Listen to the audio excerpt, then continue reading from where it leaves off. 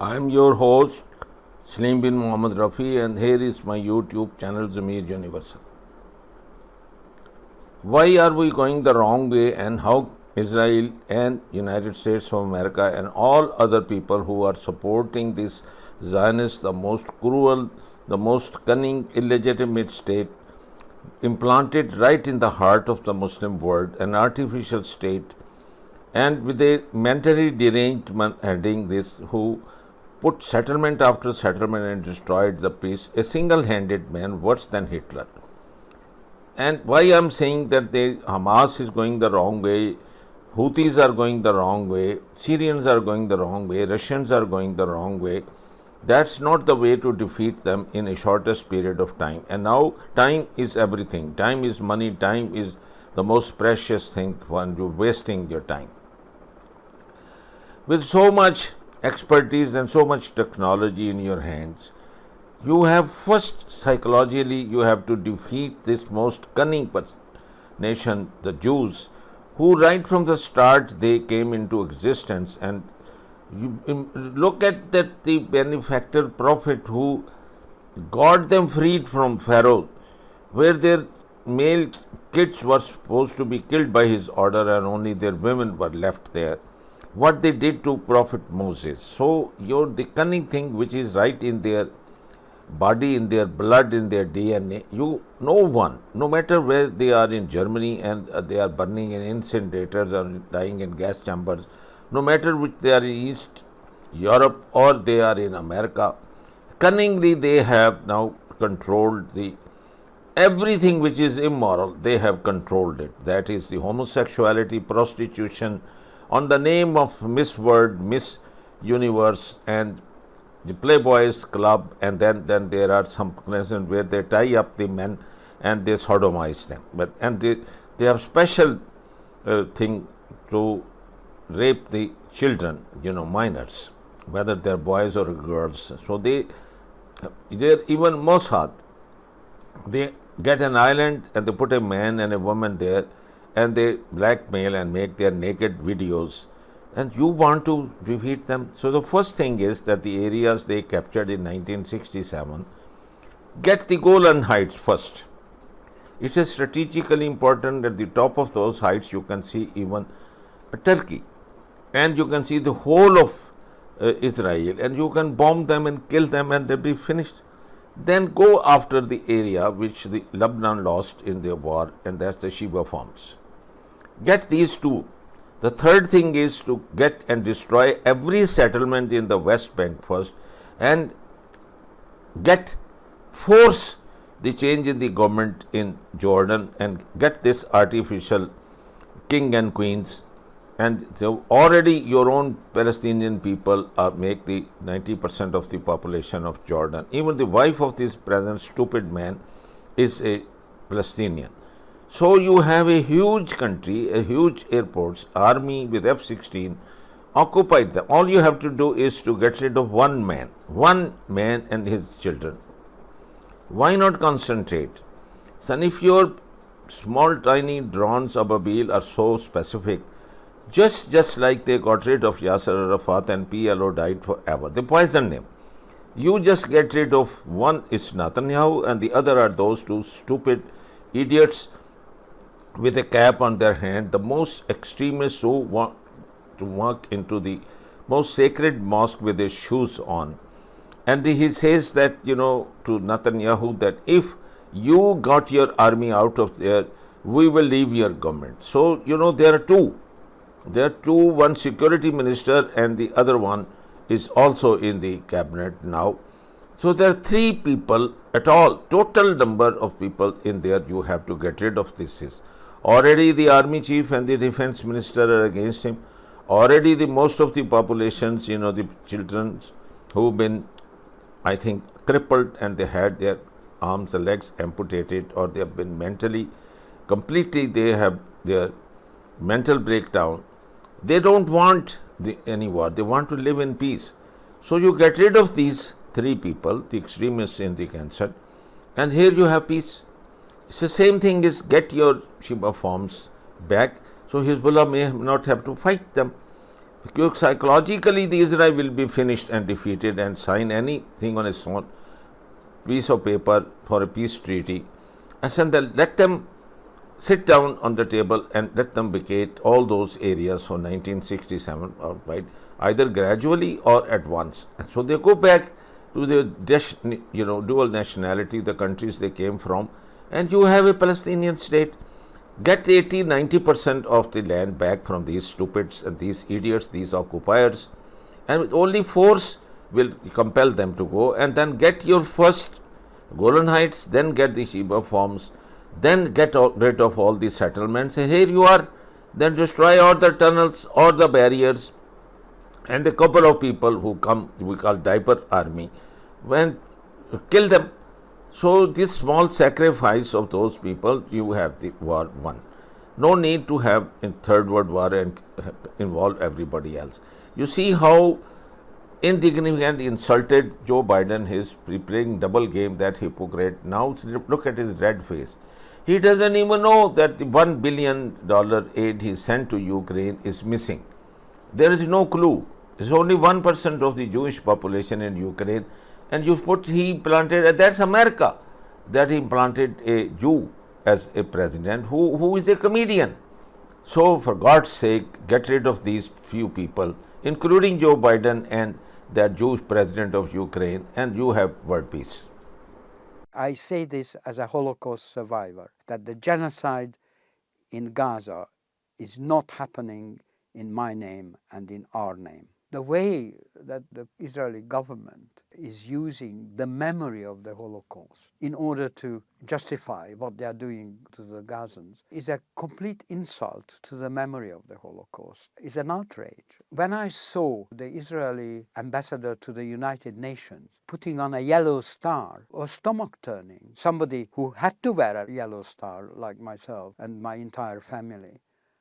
I'm insulted by that. What distinguishes the Jewish Holocaust is its industrial scale and industrial methods being applied. And what has been happening to Gaza is similar in that the scale of the bombing and the indiscriminate nature of the bombing, the complete lack of care about children and women being the majority of the victims, amounts to industrial scale of genocide. The painting of the Palestinian people as worthless, almost animal-like by the description of some of the leaders. That dehumanization enables the population of Israel to tolerate what's going on. The way that Palestinian people who were arrested were treated, having to take their clothes off and parading them, it's part of the humiliation. In the West Bank, the way the checkpoints are organized, the way that you are forced to wait for hours for no reason in order to go to school or go to work, etc. All this amounted to humiliation, similar to what we experienced. The sort of determination and consistency with which they are setting about to destroy the whole of Gaza is very similar to the kind of cruelty and determination of the fascist regimes, some of the actions of the Nazi state in dehumanizing and completely cruel large-scale killings, etc. If it is repeated, I don't see why you couldn't make the parallel. It can only be helpful in understanding what's going on to make the parallel. I don't think there should be any taboo against that. I think I particularly find painful to see the children, because I remember after the war, we played in the ruins like they do now, but particularly their losses, to suddenly lose parents and siblings and so on. There was a boy in the same rescue homes where I was. He was traveling on a tram with his parents. This boy moved to the front to stand behind the tram driver because he was interested in how he was working the levers and so on. At the next stop, an Arrow Cross raiding party came on and asked for papers. And the parents were identified as Jews and arrested straight away. The son was separated at the front, and they had to make an immediate decision whether to say something to him and involve him or let him perhaps escape the net. And that's what they decided. So they were taken down from the tram and sent to Auschwitz. They never said goodbye to their son, and they perished in Auschwitz. So that was the end of the family. Now, can you imagine the psychological state of that boy who suddenly found himself on his own in this way, not saying goodbye to his parents? And I think this kind of thing, this separation and the sense of complete inability to intervene or in any way exert any kind of positive influence on events, this kind of separation and destruction of families in this manner is again something that repeats in Gaza now, I think.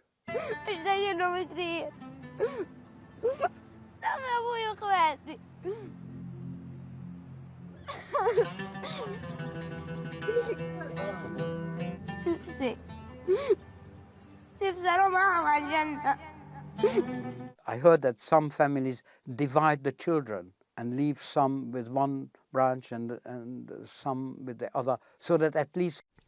When those who are occupied refuse to submit, when they continue to resist, we drop all pretense of our civilizing mission and unleash, as in Gaza, an orgy of slaughter and destruction. We become drunk on violence. We kill with reckless ferocity. We become the beasts we accuse the oppressed of being. We expose the lie of our vaunted moral superiority. We expose the fundamental truth about Western civilization. We are the most ruthless and efficient killers on the planet. This alone is why we dominate the wretched of the earth. It has nothing to do with democracy or freedom or liberty. These are rights we never intend to grant to the oppressed. Honor, justice, compassion, and freedom are ideas that have no converts, Joseph Conrad reminds us. There are only people without knowing, understanding, or feelings who intoxicate themselves with words, repeat words, shout them out, imagining they believe them, without believing in anything else but profit, personal advantage, and their own satisfaction. Now, what did the Jews do? When you ask what have the Germans done to the Jews, you must always ask what have done the Jews to the Germans. Since 1850, when the Jews got all the political rights in Germany, in the German Reich, they have done three things which are really dramatic. Number one, they were a small minority of 2% of the population. At the time when Hitler came to power, 500,000 within 60 million German people. 500,000 among 60 million. They were a small minority. This small minority managed to control about 50% of the media, to give about 70% of all judges, to have a tremendous influence in movie and in theater and in literature. They were overrepresented. This is one thing. They were absolutely overrepresented, as today in England, in France, and in the United States. Second, Jews were at the origin of a lot of catastrophic financial bank crashes in Germany between 1870 and 1920.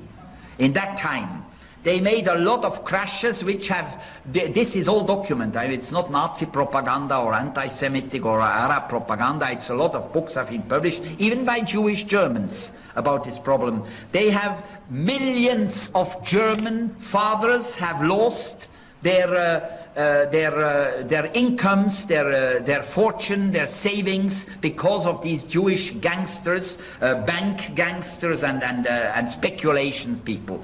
Then the third point, which was psychologically the most dangerous of all, they have introduced into German art and culture and theater and movie decadence, immorality. The first homosexual theaters, plays, were made in Berlin in the 1920s. The first adultery theater plays were made in the 1880s and 1890s, 100 years ago, by Jewish authors. Adultery, then sexual perversions of all sorts, sadism, masochism, a lot of homosexuality, all these things, and then decadent art, you know, an art which is absolutely ridiculous, so-called modern art. It was all pushed by Jewish intellectuals, and this created among the German people a big revolt. And they wrote books ridiculing Christianity,